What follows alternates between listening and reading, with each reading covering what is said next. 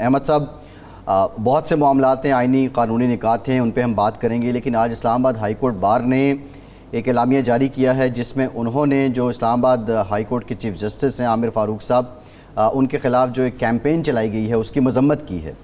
سوال ہمارا آپ سے یہ ہے کہ ہم نے یہ دیکھا کہ مخصوص حالات میں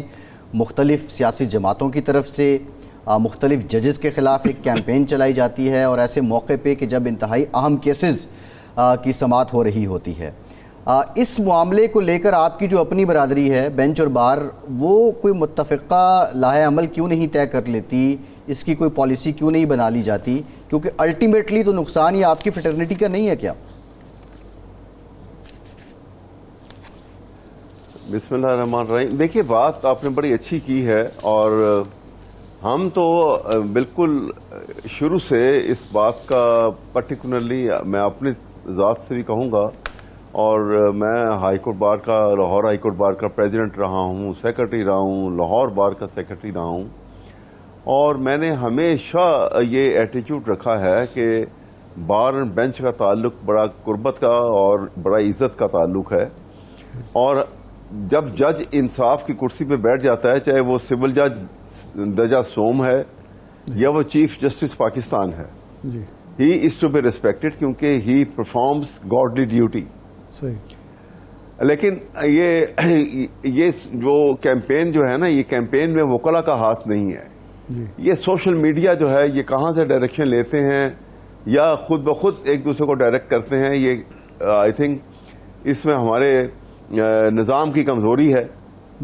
اور دوسری بات یہ ہے کہ اسلام آباد ہائی کورٹ کو بھی جو ہے وہ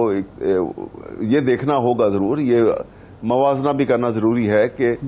جج صاحبان جو ہیں کسی کے متعلق اس قسم کی جب بات نکلتی ہے تو اس کو بھی بڑے احتیاط سے دیکھنا چاہیے اور اس کا خیال بھی کرنا چاہیے۔ ابھی آپ نے پیچھے دیکھا ہوگا، کچھ 4 مہینے پہلے کی بات ہے، جب سپریم کورٹ نے نوٹس لیا الیکشن پنجاب اور کے پی کی اسمبلی ڈیزالو ہونے کے اوپر اور ڈیٹ فکس کی الیکشن کی، تو باقاعدہ سوچی سمجھی اسکیم کے تحت آپ نے دیکھا کہ پی ڈی ایم کی حکومت نے اس وقت کے انکلوڈنگ دی پرائم منسٹر، جو پارلیمنٹ کے اندر اور پارلیمنٹ کے باہر جو تذلیل امیز زبان ججز کے متعلق اور سپریم کورٹ کے متعلق اور آئین کو اب موم کی ناک بنایا، وہ بھی ان پریسیڈنٹڈ ہے، اور ایسا نہیں ہونا چاہیے۔ نہیں، ہمارا سوال اس لیے تھا، پاکستان ایک ایسا ملک ہے جہاں پہ اگر آپ ہمارا سوال اس لیے تھا کہ ججوں کے پیچھے بار اگر مکمل طور پر کھڑی ہو تو شاید کوئی ایسا نہ کر پائے، لیکن بار جب ججوں کے پیچھے نہیں کھڑی ہوتی، بینچ کے پیچھے نہیں کھڑی ہوتی، اس کی قوت نہیں، تو پھر اس کے بعد سیاسی جماعتوں کو بھی موقع ملتا ہے، حکومت کو بھی موقع ملتا ہے، سوشل میڈیا بھی موقع ملتا ہے، تو یہ بار کیوں نہیں فیصلہ کرتی کہ جی اپنے اختلافات اپنی جگہ پہ، لیکن بینچ کے سامنے ہم سیسا پلائی دیوار کی طرح کھڑے ہوں گے؟ یہ دیکھیں، میں آپ کو بتاؤں کہ بارہا ایسا ہوا ہے، اور ہم نے لیگل فٹرنیٹی کی طرف سے کنونشنز ہوئی ہیں، نمائندہ کنونشن ہوئی ہیں، اور اس میں بارہا یہ فیصلہ کیا گیا کہ دیکھو، بار جو ہے اور جب ممبر آف دی بار کی حیثیت سے وکلا جو ہیں ان کا تعلق کسی پولیٹیکل پارٹی سے نہیں ہے، اور وہ ان کی ریڈ لائن جو ہے وہ آئین اور عدلیہ ہے۔ جب کوئی اس کو کراس کرے گا تو پھر یہ ایکٹیو ہوں گے، اور پھر وہ موومنٹ کی شکل بھی جیسے پہلے بنی تھی وہ دوبارہ بھی بن سکتی ہے۔ اور لیکن میں آپ کو ویسے یہ کہوں گا کہ بینگ جج کسی بھی کیپیسٹی میں، آفٹر آل سارے ہیومن بینگ ہیں، ان کو بھی بیلنس قائم رکھنا ضروری ہے۔ ان کو بھی بڑی احتیاط سے، خاص طور پہ جو بڑے سینسیٹیو کیسز ہوتے ہیں جس کے پیچھے جو ہے بڑی پولرائزیشن ہوئی ہوتی ہے، وہاں بڑی احتیاط سے کمنٹس دیتے وقت، فیصلہ کرتے وقت، اور وقت کا اور ڈیٹس کے تعین کے لیے بڑی احتیاط کرنی چاہیے، زیادہ احتیاط کرنی چاہیے، اور یہ بھی ایک لیپس جو ہے ان کی سائڈ سے، یہ بھی ایک کاز بن جاتا ہے بعض اوقات، تو یہ ساری چیزیں جو ہے ملی جلی ہو جاتی ہیں۔ لیکن میں تو واضح طور پہ اس بات کا حامی ہوں، اور بڑے کھلم کھلا ہمیشہ میں نے برملا یہ بات کی ہے کہ ہمیں جوڈیشری، کیونکہ رول آف لا، اصل میں بات یہ ہے کہ جب کانسٹیٹیوشنل رول کے اوپر کوئی قدغن لگ جائے، جب رول آف لا کے تصور کو آپ رول آف اتھارٹی سے بدلنے لگے، تو پھر اس وقت نہ جوڈیشری کی اہمیت رہتی ہے، نہ رول آف لا کی کوئی بات رہ جاتی ہے، نہ وکلا کے اندر وہ ڈسپلن باقی رہتا ہے. یہ اصل میں یہ water flows from the higher level to the lower. یہ جو آپ نے بات کی ہے، کیا آپ سمجھ نہیں رہے کہ اس وقت پاکستان میں ریاستی ادارے ایک طوائف ملوکی کی زد میں ہیں کہ سپریم کورٹ کا فیصلہ حکومت نہیں مانتی، صدر پاکستان تاریخ دیتے ہیں الیکشن کی، اس کو نہیں مانا جاتا، صدر پاکستان چیف الیکشن کمشنر کو بلاتے ہیں، وہ ملنے ایوان صدر جانا پسند نہیں کرتے، امریکی سفیر سے مل لیتے ہیں. تو یہ جو چیف الیکشن کمشنر کا ایکٹ ہے،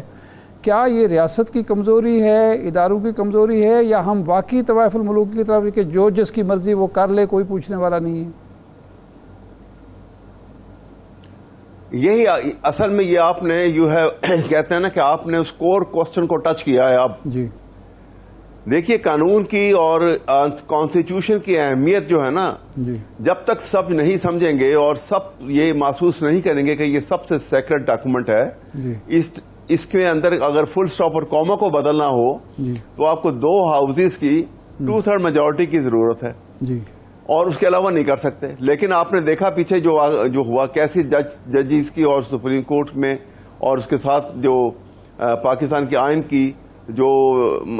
تذلیل ہوئی ہے، جو کچھ ہوتا رہا. جی جب ہم اپنی مرضی کے اب خواہشات کے مطابق آئین کو بدلنے کی کوشش کریں گے، جی جب چاہیں گے کہ ہماری مرضی کے مطابق، منشا کے مطابق سپریم کورٹ جو ہے اور عدالتیں جو ہیں وہ فیصلہ کریں، تو پھر جب اوپر سے ٹاپ لیول کے اوپر قانون کا احترام ختم ہو جائے گا اور آئین کی وہ بالادستی قائم نہیں رہے گی، تو نیچے کے لیول کے اوپر تو پھر اللہ ہی حافظ ہے، پھر society become free for all, اور بڑی ڈینجرس سوسائٹی بن جاتی ہے. اس لیے ہی میں یہ ورس کر رہا ہوں آپ کے سامنے، جو میں نے بار بار کہا ہے کہ آل دی مور ریزن کہ ایسی صورتحال میں ججز کو بھی چاہیے اور وکلا کو بھی چاہیے کہ وہ آئین کے اوپر بڑے پکے ہوں. کسی صورت آئین میں کسی قسم کی تبدیلی اور اس کی سیلف انٹرپریٹیشن جو ہے، جو ان کو سوٹ کرتی ہے، اس سے اجتناب کریں. یہ بڑی جج صاحبان کو بھی چاہیے کہ جو پروٹیکٹڈ ہیں پاکستان کے آئین کے. جی بالکل ٹھیک ہے احمد صاحب، یہ بڑی امپورٹنٹ بات ہے. لیکن ہم ٹائم یہ بھی دیکھتے ہیں جی کہ جو انٹرپریٹیشن کی جا رہی ہوتی ہے وکلا کی جانب سے، وہ کہیں نہ کہیں اوور شیڈو ہوتی ہے کسی نہ کسی پولیٹیکل پارٹی کے نیریٹو سے. بہرحال سوال میرا جو آپ سے ہے وہ یہ ہے، ابھی جو اسمبلی ڈیزالو ہوئی ہے، یہ صدر مملکت نے پرائم منسٹر کی ایڈوائز پہ کی ہے، اور ان حالات میں اب آئین کے مطابق آپ کیا سمجھتے ہیں، جو الیکشن کی تاریخ دینا وہ ذمہ داری صدر کی ہے، یا جیسا کہ الیکشن کمیشن کہہ رہا ہے کہ یہ 58(1) کے تحت ہوئی ہے تو ہم تاریخ دیں گے، یہ ہمارا اختیار ہے؟ بلا شبہ آرٹیکل 48 جو ہے اس میں اتنی کلیئرٹی سے یہ بات لکھ دی گئی ہے کہ کسی انٹرپریٹیشن کی ضرورت نہیں ہے. یہ صدر مملکت کا اختیار ہے کلی. جب وہ اسمبلی کو ایڈوائس، پرائم منسٹر کے ایڈوائس پہ ڈیزالو کر دیں گے، اس کے بعد یہ کلی اختیار ان کا اپنا ہے، بغیر کسی ایڈوائس کے. انہوں نے یہ خود فیصلہ کرنا ہے، ڈیٹ انہوں نے خود دینی ہے، اور ڈیٹ دینے کے بعد وہ لکھا ہوا ہے کہ ناٹ لیٹر دین 90 days. جو ڈیٹ دیں گے وہ not later than 90 days from the date of dissolution of assembly. اور اگلا کام جو کرنا، 2 کام ہے نا، ایک یہ کریں گے اور ساتھ ہی وہ کیئر ٹیکر کیبنٹ جو ہے اس کی اناؤنسمنٹ کریں گے. یہ کام بالکل بلا شبہ جو ہے وہ پریزیڈنٹ آف پاکستان کے ہیں. اور انہوں نے اگر الیکشن لا کے اندر، احمد صاحب میں ایک بات سنیے، میں بس ایک بات آپ کے جواب دے رہا ہوں میں. جی فرمائیں. الیکشن لا کے اندر جو انہوں نے تبدیلی کی ہے، تو چیف الیکشن کمیشن جو ہے وہ کسی صورت اوور رائڈ نہیں کر سکتا پاکستان کے آئین کو. جو آئین اختیار دے رہا ہے پریزیڈنٹ آف پاکستان کو، وہ پرویل کرے گا، اور جو قانون میں امینڈمنٹ کر کے وہ لے کر آ رہے ہیں وہ اس کے سبسروینٹ ہے. اس میں لکھا بھی یہی ہوا ہے کہ subject to constitution, constitution prevail کرتا ہے اور کوئی لا اس کو اوور رائڈ نہیں کر سکتا. یہ ہمیں کلیئر کر دینی چاہیے بات ہے. It is absolutely clear. Ahmed Owais صاحب، لیکن صدر مملکت نے تو خود وائلیٹ کیا کہ جب انہوں نے ان کو ایڈوائس گئی، انہوں نے جب اسمبلی توڑی تو انہوں نے آئینی طور پر، اخلاقی طور پر، قانونی طور پر نئے الیکشن کی ڈیٹ دینی چاہیے تھی، وہ نہیں دی. اگلا کام جو ان کا تھا وزیر اعظم کا اور کیبنٹ کے اعلان کا، وہ کر دیا. تو یہ تو ان سے کوتاہی ہوئی، اور آج تک انہوں نے تاریخ ہی نہیں دی.